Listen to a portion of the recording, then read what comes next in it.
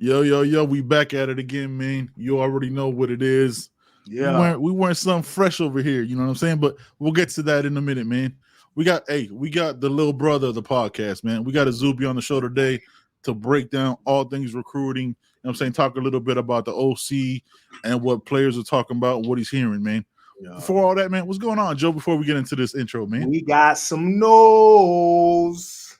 Ooh, they gonna be like, how they do that?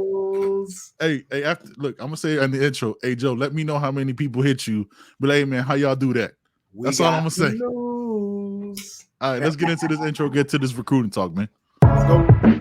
Welcome to the You Heard Podcast. I'm hurt, dog. Ben and Joe break down all things Miami Hurricanes football. Don't ask me if I'm all right. Hell no. From hot topics to pre- and post-game analysis. Joaquin said dominate, and we not doing it. You heard. I put my heart in this, dog. Ladies and gentlemen, Izubee Charles is on the show. You know what I'm saying? We clink it up with some water. To you, brother, clinking up. Hey, man. This is water, by the way. Yeah, we don't drink no more on the show, man. We don't drink no more on the show. What's going on, Izubee? How you been, man? We good, man. Living happy. Some hires came through, man. Spice it up a little bit. We doing good. Nice. Yeah, man. Content was popping yesterday on the YouTube, man. Everybody pulled it out. I even figured out that my internet could work on a live. So you know what I'm saying we'll see what happens with that, man. Yes, so sir. When you got the news, I'm assuming that you knew before, couldn't break it. You know what I'm saying? You work with people who have been doing this for a combined 60 years. You know what I'm saying? So when you got the news and it finally broke, what was the reaction that you saw on your timeline, and what did you hear from certain players that you reached out to? Yeah, everyone's excited, really. You know, if you think of Houston, you think of air raid offense, you think scoring points, you think of guys like Case Keenum airing out the ball, and that was pretty much the consensus between everybody. You know, we reached out to a couple of recruits. I spoke to some. My coworker Steven spoke to some, and all those guys are just like, they're ready to see, you know, Miami play with this style of offense, this up-tempo offense, because you see around college football, not so many teams are, you know, pounding the rock, hey, run. You're seeing guys, you know, throw the rock 30, 40, maybe 50 times a game, and that's the type of offense that Shane Dawson had at Houston. So from the consensus of the guys, really excited. I know Houston had the number one receiver in the country receiving yards, Tank Dell. So a few wide receivers I talked to were saying, hey, if he did that in Houston, what is he going to do with the talent he's going to get with Miami? And my first impression was, that guy Tank Dell that they had at Houston, 1,300 yards, led the country. I'm thinking if I'm Ray Joseph, if I'm Robbie Washington, I'm like, wow, I can be that next guy up. So all the recruits are really excited seeing that offensive mind coming, because that was something that was kind of missing last year with Josh Gaddis. But everyone's pretty excited with this hire, and so am I. Facts.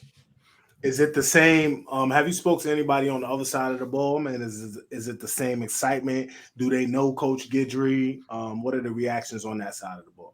Yeah, it's the same excitement with Guidry too. It's more of not seeing what he did on the field, but off the field, his personality. I know when he first got hired, all those videos surfaced of him, you know, pumping up his team. And Laquan was telling me when I interviewed him last week, he was just like, imagine being there. Through the phone, I felt the energy. I wanted to run through a brick wall, but imagine being in front of him. Imagine that's your coach for the last 6 months. Imagine, you know, this guy like your own pops and your uncle. Imagine me being there. So he's thinking, you know, guys like Cam Kitchens, James Williams are just going to embrace that. That's one thing he really, really said. The players are going to really embrace that, you know, high-octane energy and things like that. And I spoke with a young man from Miami Central, Ezekiel Markland, a 2025 running back. He says Coach Guidry reminds him just like Coach Jude Joseph, the coach that they have at Miami Central right now. Nice. Real energetic, in your face, is going to challenge you type of guy. And in South Florida, those type of kids respond to that energy, man. If you're laid back, if you're, you know, hey, I'm a quiet guy, kids are going to walk all over you and things like that. But everyone I've talked to loves Coach Guidry's energy for the most part, and he has the numbers to back it up too. So it's that perfect duo of production on the field and that energy that you need off the field. Yep. That's what's up, man. Having that energy is so crucial. Like we had a conversation with Wholesome last week, and having that energy and the wanting to teach, right? Like we talked about last year with Kevin Steele, like he's done this for 55 years. Right, like there's a level of comfort and relaxation that comes with that when you've done it for so long. Having somebody who's young, who's hungry, and we say young, dude's like 50-something years old. Sorry, Joe. You know what I'm saying? Like I ain't 50, son. Not yet. I ain't in there yet. We ain't never gonna say the age. You know what I'm saying? We'll leave that space blank. You know what I'm saying? Having somebody young like that, it's interesting. You know what I'm saying? Like, especially a guy that, like, when the announcement broke, it was like, who? All right, let's do some research. You know what I'm saying? And you see that speech. And I was like, yo, okay, don't get too hyped up, Ben. You know what I'm saying? Like, what my favorite part about what he did though was his tweet when he goes, last year is last year. A whole new, you know what I'm saying, with Marshall. This year is going to be a whole new crop of players, a whole new class, and it's going to be a different way of teaching. Like, that shows, that tweet alone shows an accountability and an honesty, right? Even if it is a tweet that, you know what I'm saying, like, just putting that out there already was like, okay, I can rock with that. Because, you know what I'm saying, like, you know how we do here, man. We keep it honest, we keep it genuine. We might not always say the right thing, or, you know what I'm saying, cuss a little bit or whatever, but we keep it genuine. And if he's genuine like that on his Twitter, I can't help but be mad. I can't help but rock with that. Yep. Yeah, definitely. And we also got the linebacker coach news. You know, I don't know if you were able to, you know, get reactions on that or spoke to anybody about that, but that's another thing that broke yesterday. Can you talk about that a little bit? Yeah, so it's pretty interesting. I don't know if you guys remember Stanquan Clark, the Miami central linebacker. Yes. So when they had that coaching change up in Louisville, I asked them, hey, what's it going to take for you to, you know, potentially really consider decommitting and, you know, leaving Louisville? You guys just lost your head coach. His thing was, if Coach Nicholson's still there, I'm still there. So now hearing that he's leaving Louisville and he's coming to Miami, I'm just kind of like, I wish Miami, you know, pulled this move a little bit earlier. But for the most part, I've seen a little bit of Nicholson, and I'm liking what I've seen. Obviously, we've got a big South Florida linebacker committed to Louisville as well, TJ Capers. So that might be a point to see moving on. But the three hires, you know, wasn't familiar with all of them completely, but I'm liking the way Mario's moving. Like you said, young guys, energetic guys. I think Nicholson's in his mid-30s, maybe early 40s, young, ready to prove himself. And I feel like at a program like Miami, you need people that are hungry. You need people that go out there and give it 1,000% every day. So I just love these hires of guys that are trying to prove themselves in the college football ranks. Yeah. Let me ask both of y'all something real quick, man. How do y'all feel about like Nicholson is a Florida State linebacker. Like, he's a Florida State guy. He went to Florida. I don't know where he's from originally. But he's a Florida State graduate. He played blood, sweat, and tears for Florida State. How do you feel about, you know, that a player from Florida State coaching at Miami, man? Zuby, you want to go first? Yeah, I'll take this one. With that one, that was one of the first things that I thought of. But I feel like at the end of the day, this is your job, and you have to put, you know, conflicts and interests aside. I mean, speaking from my perspective, I grew up as like a Florida Gators fan. Love the Gators. I'm Gators fan. Okay. And then, like, I was just like, when I got the job from Miami, I know this is two completely different things. You know, he's a coach, I'm an analysis reporter, whatever it is. Nah, but it's real. It's real. Yeah. I feel like once you start getting around the program, I feel like I lost my sense of, I'm not going to say he's going to lose a sense of love for Florida State. You went there, but I kind of lost my not love, just kind of, you know, start leaning towards Miami more, started meeting more people around the culture, meet people like you guys. So I feel like he gets around the city, he gets around the fans, you start growing that genuine love, you start feeling that genuine connection. And I feel like at the end of the day, you do have to be professional and put those conflicts interests aside. And hey, these are my guys right now. I'm locked in with you guys, and that's that. Yeah, I'm with you on that. I don't think he's the first former Florida State guy we had. Didn't we have a wide receiver coach? We had a wide receiver coach a couple years ago. I think Rick's first year that was a former Florida State guy. Yeah, with the dunk. With the dunk. With the dunk. The big dude. Bald-headed dude. Wide receivers blocking their asses off, though. But yeah, he was a baller, man. He came here and handled business. I think he ended up eventually going to Florida State, but he's back at Florida State. He's at now. I don't know. Yeah, I think he's still there. So, you know what I'm saying? Like, it happens. Look, man, when home calls, right? Like, that's where you play, that's where you shed it at. And he might not be here for a long time, but, you know what I'm saying, he's here now. Let's rock with him.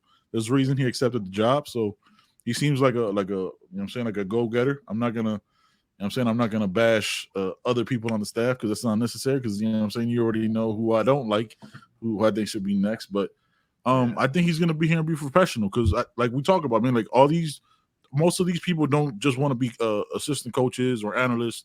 They want to eventually lead their own program, right? Because they think they can teach it a certain way. yeah, like while he's here, you know what I'm saying? Like we already had proof that a former Florida State guy can coach their ass off when they're wearing the U on their chest. So I'm gonna rock with it. I'm good. And he's a good recruiter. Allegedly, according to Louisville Twitter, though, he had nothing to do with TJ Capers and nothing to do with Stanquan Clark, and they're happy that he's gone and yada yada yada. But you know what I'm saying? They got in their feelings. But yeah, I'll leave that to them, man. They got real hurt. They got big man. So yeah, you can speak on that, Izubee, man. Like as far as Stanquan Clark's recruitment, right? Like that's who was his main recruiter, right? Mm-hmm. Yeah, that's what he told me. And I feel like that's interesting because, like I said, you lose a head coach, usually kids aren't sticking around. And when he said, as long as he's there, I'm there, that I feel like that speaks volume as the guy's recruiter, as a guy maybe even outside of football. Because, like I said, usually when you see a guy's head coach switch schools, kids follow them there. You see the respect my decisions come on the TL, all this good stuff. So to see he's stuck with Louisville through the head coaching change, hey, say this linebacker coach is my guy, I'm sticking with that. I feel like that speaks volume for him as a recruiter. You know, people always get hurt when their coach leaves. Oh, he was garbage. Oh, this, all that. No. It's just people being a little petty because their guy's gone. But hey, always. Yeah, we saw that a lot when Shannon Dawson came from Houston.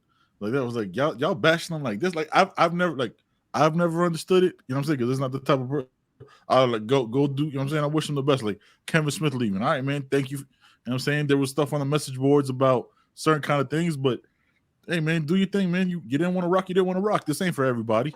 So you just move on. Saying something about it after the fact don't mean nothing. Facts. All right, man. All right.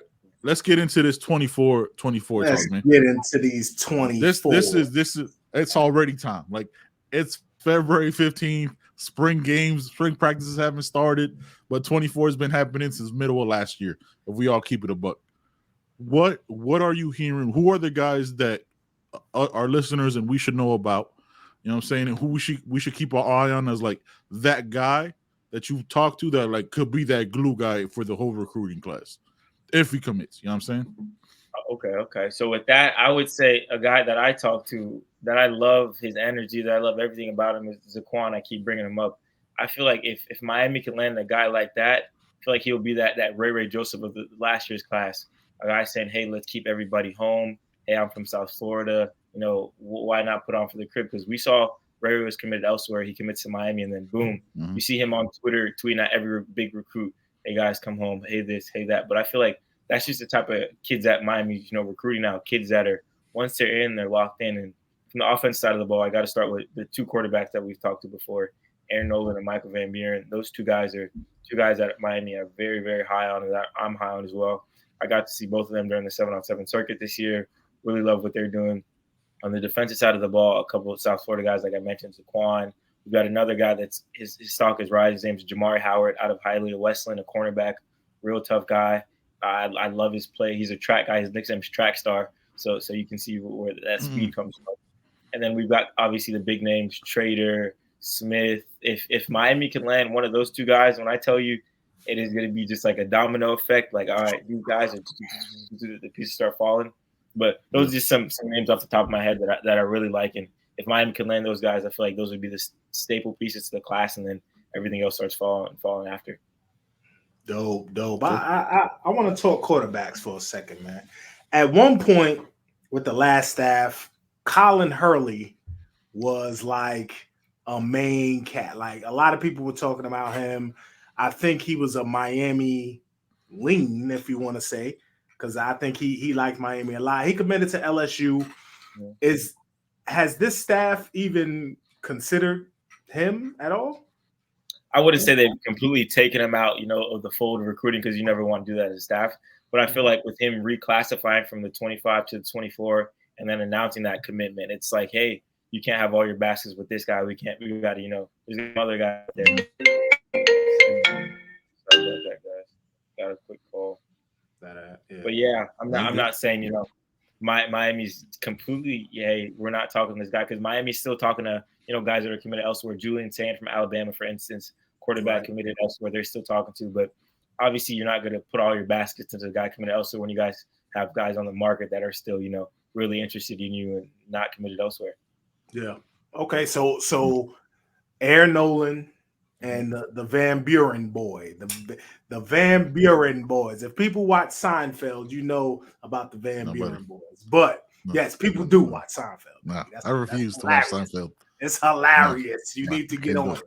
But between those two, you know what I mean? I know they're different. You know, Aaron Nolan's a big kid, man. He about 6'2", 6'3", it looks like. And Van Buren's like 5'11", maybe 5'10", 5'11", something like that. Out of those two, you know, who do you think has the higher ceiling out of those two? I'd have to go with Aaron Nolan because kind of you alluded to it, the size. Aaron Nolan's about 6'3", 6'4", 195. That's a big dude. Van Buren's about 5'11", 6 foot on a good day, about 185. So just that height and that physical build, you can't teach size. You know, you hear that all the time. You can't teach size. And with Aaron Nolan, I feel like that name is perfect for him. I mean, his real name is Prentice, but he goes by Air. Kid threw for 4,000 yards and 55 touchdowns last year compared to 4 interceptions. So the production's there. He's 15-0, state championship team. He's a lefty too, which is pretty interesting. Don't see too many lefties. You know, think of Tua. That's pretty much it with lefties. But his size is like the biggest thing to me. His demeanor off the field. I spoke with him last weekend. Real humble guy. Thanked me for the interview after. You don't get that too many from kids. It was like, hey man, I really enjoyed you taking the time to talk to me. So little things like that. But obviously, I feel like that's a 1A and 1B type of thing, you know. But I'd have to give the nod to Aaron Nolan for this one. Yeah, just based off size, like height and that ability. Yeah, definitely that, and he has the numbers to prove it. I mean, if you turn on his huddle, he's dropping deep balls here and there. I'm not saying Michael Van Buren can't do that stuff, but I feel like I give the little edge because those inches, that the 4 or 5 inches gap on them. Yeah. All right.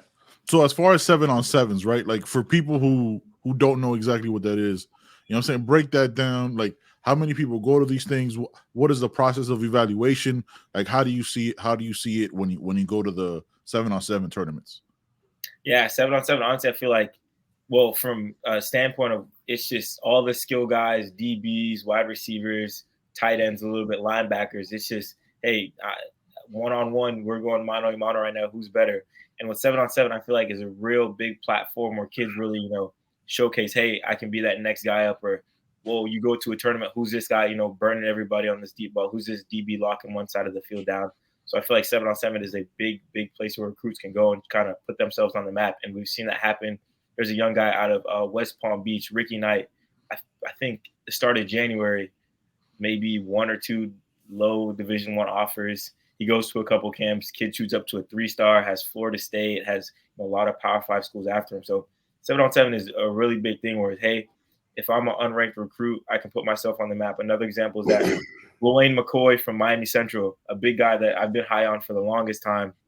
Everyone's seen now on 7-on-7 circuit why I've been saying, hey, I think this guy's up next. He's going to every tournament, Battle Miami, Battle Las Vegas. He's putting on a show. I feel like every time you turn on Twitter, I see a different Lane McCoy highlight. So I feel like, you know, the guys that are established, like I said, Trader, Smith, Chance Robinson, they do their thing. But with 7-on-7, a lot of unknown guys start popping up. And another guy I'm high on, too, that I think is going to have 2 guys. Sorry to keep rambling on about this, but keep going. We got a quarterback from Venice, Jaden Glasser, if I'm pronouncing it right. He plays for SFE. He plays he's a backup to Aaron Nolan and Cedric Bailey for Shamna Madonna. When I tell you, I don't know how this kid, like, his recruitment hasn't blown up. He has great size as a quarterback. He's mobile. He has a great arm. Jeremiah Smith co-signed him on Twitter the other day. I don't know if that means anything big, but telling, you know, programs, hey, hop on my guy real quick before his recruitment blows up. And after talking to him and seeing him play, I'm like, wow, this kid is really good. Really, really good. And another guy from New Jersey, kind of, you know, that area for you. I know you're a New York guy. KJ Duff out of NJ. When I tell you he's like a tight end wide receiver mold mix, someone I'm really, really high on. So just picked up a Texas A&M offer. I think Miami might pull the trigger on him coming down the road, but another guy that I expect to see his recruitment blow up after the 7-on-7 circuit. All right, man, that's what's up. Nice, man. We haven't I know I haven't heard a lot about the D line this cycle. What D linemen, you know, are we looking at and you know, kind of keeping our eyes on?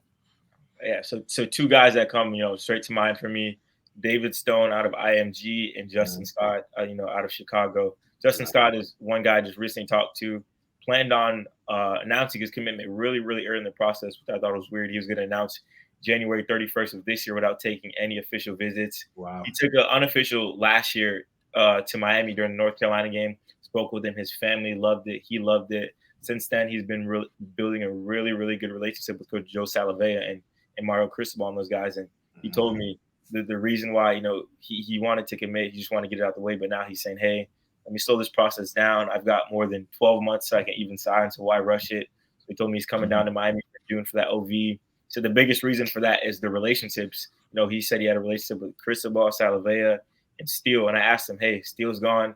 Does that affect the way you view Miami? He's like, no, because my guy's Coach Joe Salavea. As long as he's there, that's kind of my main connection with Miami. Oh. So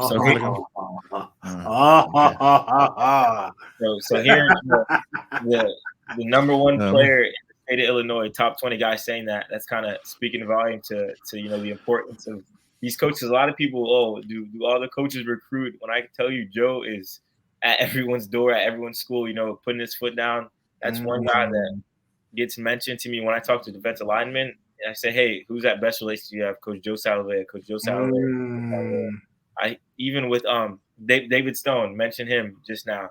Who's your best relationship? Coach Joe Salavea. And obviously, we have that IMG to Coral Gables pipeline we're trying to keep up. Had a lot of success there, and they're really high on him. He's a Oklahoma native, but plays his football. That's what I was about to say. Yeah, he from Oklahoma, so I think he might.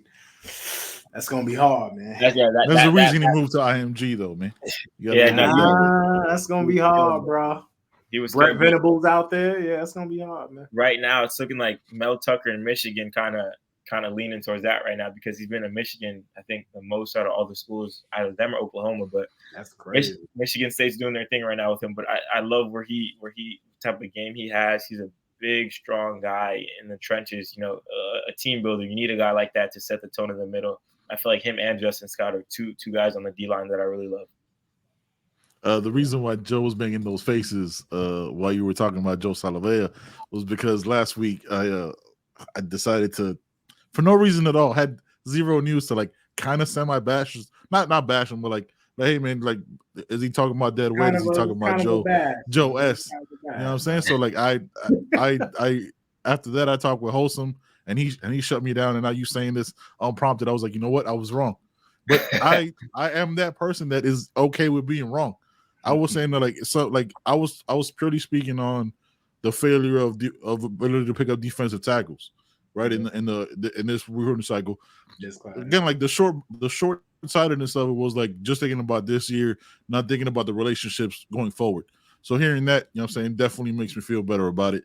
And I was wrong. Joe Salavea, I apologize, man. You know what I'm saying? If you ever watch this, if Alonzo goes, hey man, check out You Hurt, and you happen to click on the one where I am saying bad things about you, I apologize. You're a very large fan. I lived in Hawaii for 6 years. We might be related somehow. You know what I mean? We're good. We're good here, Joe. I apologize. I take it all. Coach. I take it all back. Coach. Hey, Coach, you my guy, man. You my guy, Coach. All right, here we go. I mean? This is him lying. If you want to come on the show, man, and chop it up, yes, you my guy, Coach. Oh, it's the Joe show at that point. You know what I mean? We can have Joe. I'll be a thumbnail over here. I won't. You know what I'm saying? And if we happen to see you at spring game, you know what I'm saying? If we happen to be on the field, I'll apologize to your face. Please don't break my hand, because I'm sure some use my. You know what I'm saying? That's a big dude, man. That's a big guy.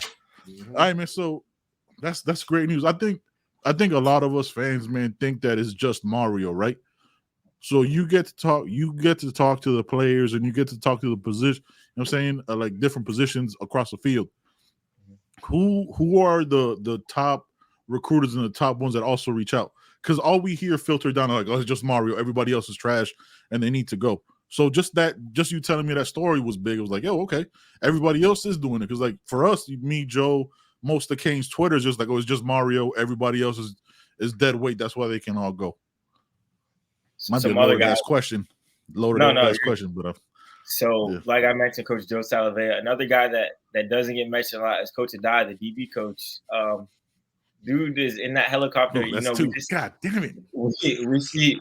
We see, Mario hopping out the helicopter, but I talked to Selman Bridges, 4-star from Texas, Coach Adai flew out with Mario with him, who was at his school. Coach Adai has been, a lot of places with a lot of these guys.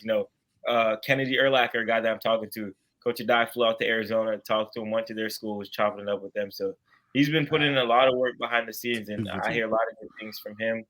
On the offensive side of the ball, I heard a lot of good things about Coach Kevin Smith, but obviously he's no longer with the program. But the position coaches are really doing, their due diligence recruiting. I know Kevin Smith offered a guy that I really like, a running back out of Alabama, Kevin Riley. He's a kid that went from 0 stars, nobody knew him, to offseason, his tape dropped, and then just shh.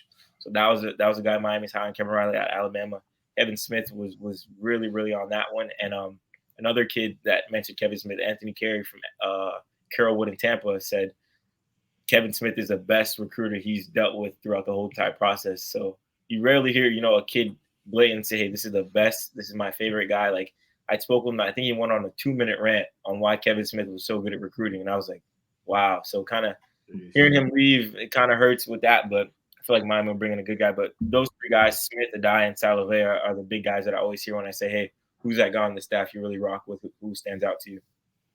Yeah, the one thing hold on, Joe. Wait, I got a second apology. Hey, Coach Adai. Hey, bro. Hey, I was joking, man. You know what I'm saying? It was purely a DVD bias for me. You know what I'm saying? That's 2 for 2. That's on me, guys. That's on me. I'm gonna be better. You know what I'm saying? Episode 24, Izubee Charles, Joe Williams. Hey, I'll be better. All right, guys. All right. Joe, what you got, man? I'm not doing that no more. You know what? I've learned my lesson.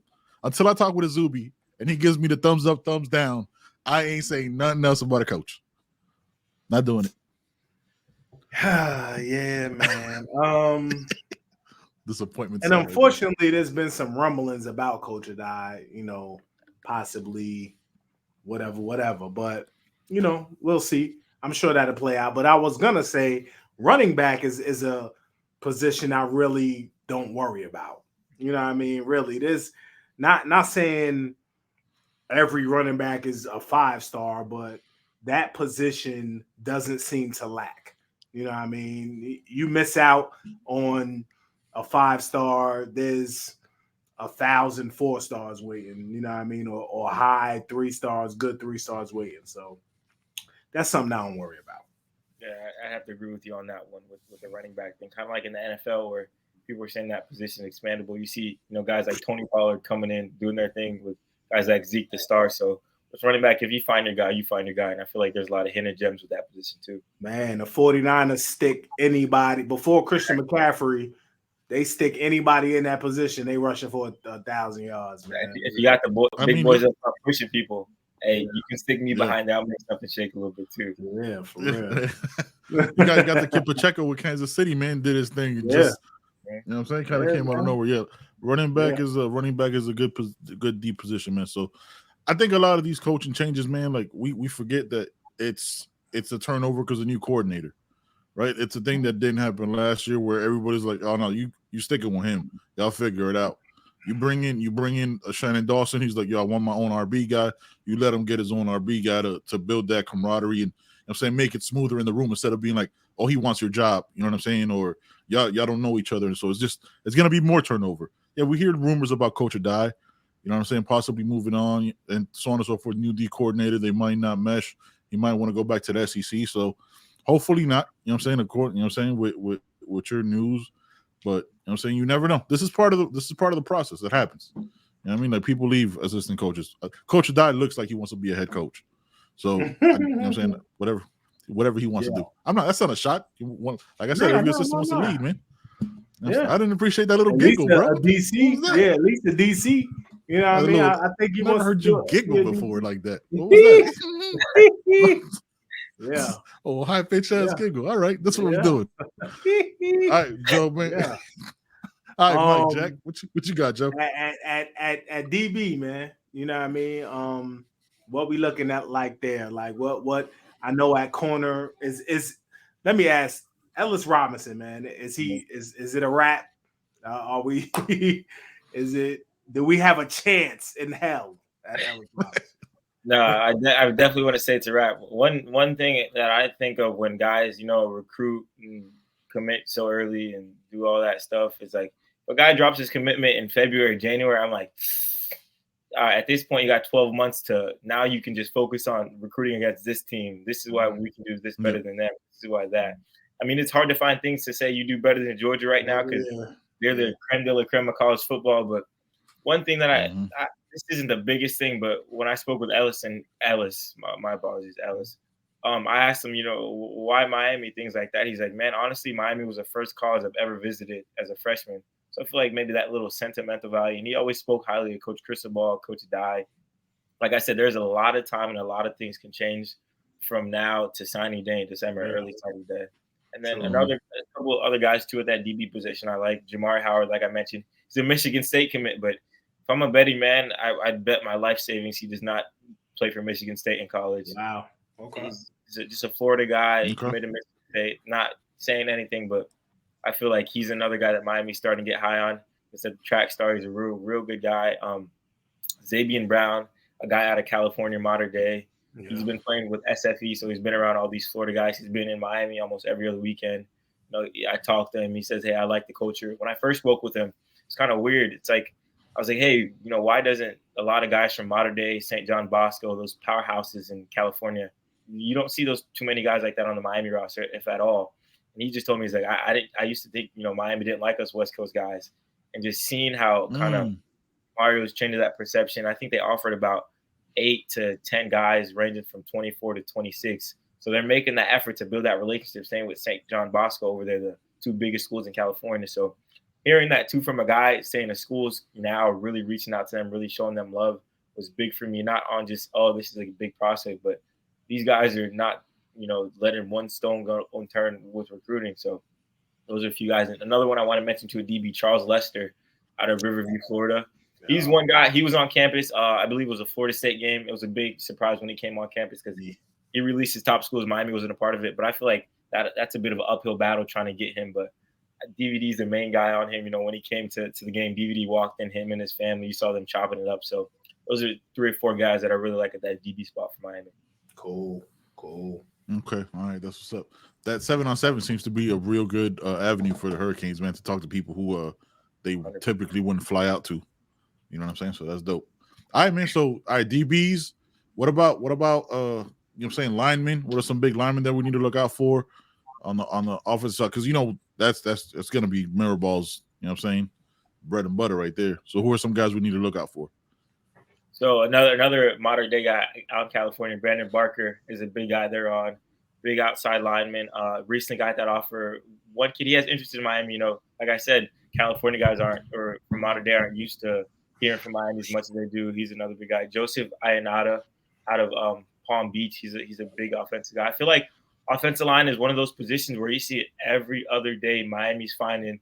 You should check his bio. 6'7", 2-something, 6'6", 2 this. So Miami's throwing out offers to a lot of guys. I feel like that position for Miami is one position that they're really, really going hard on for a lot of different guys. Because, like I said, a lot of guys, they drop their season tape. All right, who's this guy? You see his film blowing up. Okay, this is a guy that we don't know about. This is a guy. So I feel like that offensive line position is forever, going with new guys popping up every day. But Coach Mirabal is definitely doing this thing when he comes to recruiting alignment. I'm gonna have a shirt made for Coach Mirabal for spring game. I'm trying to have some things happen with him. I'm saying I got a couple ideas to talk about offline. All right, Joe, what you got? Yeah, I got some too. I got one. One popped up immediately as soon as you said his name, brother. Yeah. I really just this is really my last question about recruiting, man. Just give us 2 people on each side of the ball that are sleepers that we need to look out for. We should know on each side of the ball. Okay, so I'll start with on offense. Who's one guy that I really like? I love LaWayne McCoy from Miami Central. I know a lot of people project him to be a defensive back, but when they tell this kid to play DB, he's not a fan. He wants to be a wide receiver, but I just love him. Wow. He has that South Florida dog in him. He's talking his talk after plays, and he's making all the big plays happen. And I feel like with a kid like that, he's not the fastest, he's not the biggest, but when I tell you the kid's just a winner, Miami Central guy, he's used to winning. So I feel like on offense, that's kind of my sleeper. I know he's listed as an athlete, but I kind of see him leading towards a wide receiver. And on defense, I got to go with Ricky Knight, the guy I mentioned a little bit earlier from West Palm Beach, a really, really solid DB. cornerback, really fast, really technical. I feel like watching, because he plays with Florida Fire, I've watched him a few times. I feel like I haven't seen him get beat once this year. Just a real dog at DB, and he knows when to flip that switch on the field. Kid's a dog, kid's talking his talk off the field, respectable, nice guy. So I'd have to say Lorraine McCoy, Ricky Knight are two guys that I really like on both sides of the ball. Dope. Do you know if there are any 7-on-7 game tournaments going on this weekend down there in South Florida? No, not in South Florida. Not in South Florida. There was the Super 7 this weekend in Naples, and I think the next one in Florida is, I think, March. But the next big tournament is Pylon in Chicago. Yeah, these kids get to live life. They're traveling the whole country, man, with their boys visiting. Yeah. Dang. I wanted to what's catch the next one in Florida? I was hoping to catch something for the spring game. You know what I'm saying? Like, is there anything going on for that spring game weekend? Anything on Saturday? I feel like all those kids are going to be at the spring game, but the next big one in Florida is until you're looking until late April, honestly. Okay. All right. That's what's up. I feel like they have one in Charlotte because Cam Newton's team is always, doing all right on that circuit. I need to check that out, see if they got something popping up this way. Oh, 100%. That's where you find those future guys at tomorrow, man. Like I said, you go to a tournament, won't have any clue who this kid is, and then he goes, 40-yard touchdown, 2 or 3 plays back to back to back. Like, all right, this is the kid that we need to find and talk to. Yeah. All right, that's what's up. With you know what I'm saying, you get to talk to these recruits and stuff like that. Who's impressed you the most as far as like conversation? Like I saw a Zaquan interview, and it was cool just hearing him like, hey man, I just like going bowling with my teammates, and we just kind of do everything together. He just seemed like a team guy, like real mellow, real laid back. So I respect. So that was pretty cool. I was like, I like those interviews. You know what I'm saying? And I told you offline, I'll say it on here too, because it personalizes and it humanizes these players as opposed to just stars on a graphic, and it gives them, you know what I'm saying, like it gives it that ability to connection to recognize them. So who are some guys that you're looking forward to interviewing if you haven't, or that you've interviewed that are like, you know what I'm saying? You don't have to put your top 5, but some of the people that you've really enjoyed talking to. Oh, so I'll start, like I said, Aaron Nolan's another guy, or the first guy I'll go with. Just never met this kid a day in my life. Walked up to him, hey, man, you mind if I give you an interview? Real polite, let's do it. We talked for, say, 5 minutes, cut the mic, and I just had a genuine conversation with the kid. Just talk about, how's life for you, what's going on, how you like in Florida. Just felt like I'm just talking to one of my friends that I've known for years. And then, like I said, after the interview, he thanked me, saying, I love what you do. Keep it up. I appreciate all the support, things like that. So that's one guy off the top of my head. Jeremiah Smith is a really, really nice kid. We know he's a 5-star. He could be, if he wanted, he could be the most arrogant, cocky guy in the world. But there hasn't been one time where I've approached him, hey, what's going on with you in Miami? He's always willing to talk, even though he's committed to Ohio State. He just loves seeing things like that. Cedric Bailey, he's a Sean Madonna guy. Real funny guy. Sometimes he makes me laugh when I'm interviewing with the responses, I get from him. And there's a few more guys. Lorraine McCoy, after the interview, we talked about, he said if football doesn't work out for him, he wants to get into broadcasting. We talked a little bit about that. Another guy I'd have to think top of my head, Jamari Howard, the Michigan State commit. He was one of the first kids I interviewed when I first started working for On3, and ever since then we've been just growing our relationship. Every time I see him, he's cracking jokes, all this, all that. So those are a few guys that I think highly of that I speak to. Not saying everyone else isn't an awesome kid, but those are the 4 that I think really highly of. All right, that's what's up. Oh, I'm good, man. Hey, you want to get into these news? You want to get into this breaking news, man? I'm good. Nah, I don't want to tell. I don't think they deserve it, man. You know what I mean? I don't think the fans deserve it. What you mean, man? We here because of them, fam. We here because of them. Man. Hey, man. Yeah, let's talk about it, man. You know what I mean? Hey, man, we were, give a little behind the scenes, man. You know what I'm saying? News. Yeah, man, Izubee already knows, man. We told him, man. I'm saying we're growing, man. You know what I'm saying? We're 500 subscribers in, which is crazy, bonkers. It's thanks to, guests like Izubee. You know what I'm saying? We bring you this content, man. We don't try to be insiders. We don't try to be, reporters or anything. We bring you the people that know people, man. We try to give you out. We try to be the plug for you guys. So you see how Izubee doing it, man. I tell him he's one of one, and I'm gonna say it on the show, man. And we try to be one of one. And with being one of one, you get to have certain conversations with certain people, man. You know what I'm saying? We had a long conversation. Was it yesterday or the day before? You know what I'm saying? It all kind of runs together. Monday. Monday. You know what I'm saying? We had a long conversation with good people, man.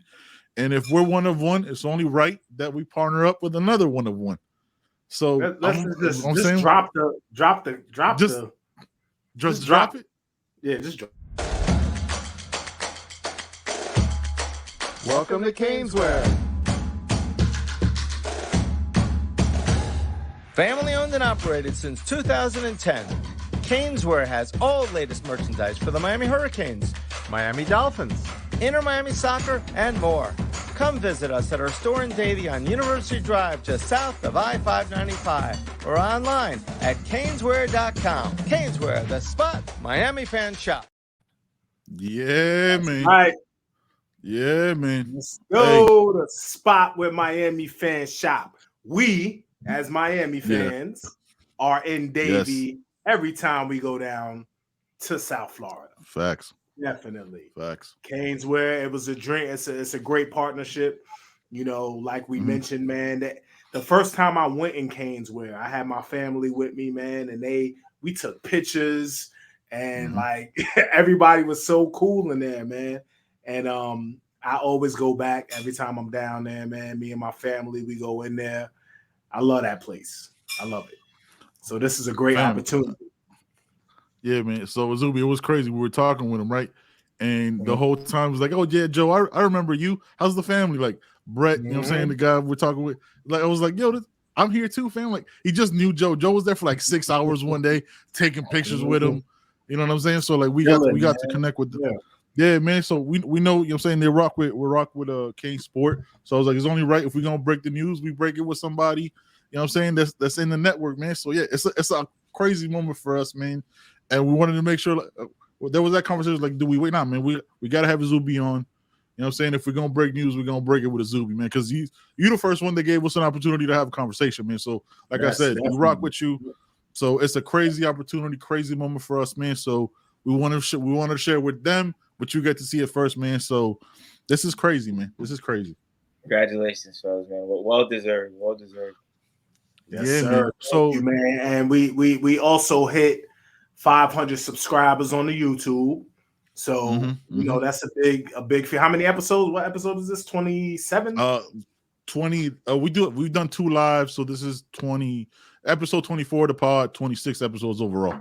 All right, so episode 24, man, we have 500 subscribers. We got a couple we're gonna put 2 random fans, subscribers. Yep. We're gonna send you a gift, man. We're gonna send you a special gift. So, you know, be on the lookout. We're gonna hit you up. You know, we'll find you. Don't worry about it. We're gonna find you. We're gonna find you. You know what I'm saying? Yeah, we're gonna hit you with a couple gifts, man. You know, just to show our appreciation. Yeah, man. Yeah. Izubee, man, before we get you up out of here, man. Look, I tell you offline, and I'm tell you on the pod, man. Love the work you're doing, man. I know you gotta get up out of here and get ready for a whole nother interview and put out more content, man. So, like I said, man, whenever you want to talk about anything, life, how to figure out, you know what I'm saying, whatever you need to figure out, hit us up, man. We with you, we rock with you, we support you. You're one of one, we're one of one. So hit us up, man. Whenever you want to talk. Ask Kennedy Urlacher, if, you know what I'm saying, just ask him straight up, hey man, coming to the U, right? Just come on down, man. You know what I'm saying? Your dad got his hair right. You know what I'm saying? Come on down and get some sun, and we'll make it work, man. You know what I'm saying? We'll treat you right at Caneswear and at U Hurt, man. It's the family down here. Thank you guys. I got a couple cats up here in Charlotte. I'm gonna put you on to Izubee. Okay, let's see him. Cats. Send them my way, man. Yeah. Yeah, man. He knows everybody up there, man. That's what Joe's trying to do, man. You know what I'm saying? Like, so we support him with what he's doing, man. Yes, all right, Izubee, man. We'll holler, man. And thank you, man. Hey, like I said, open invitation, man. Whenever you want to come on and chop it up, you got some news for us, let us know, man. We'll talk. If you just want to talk about anything, man, hit us up, man. All right, guys. That's all we got for today, man. Big news, man. We got a sponsor on the pod. We out of here, man. Just remember, man, it's all about that you. We out.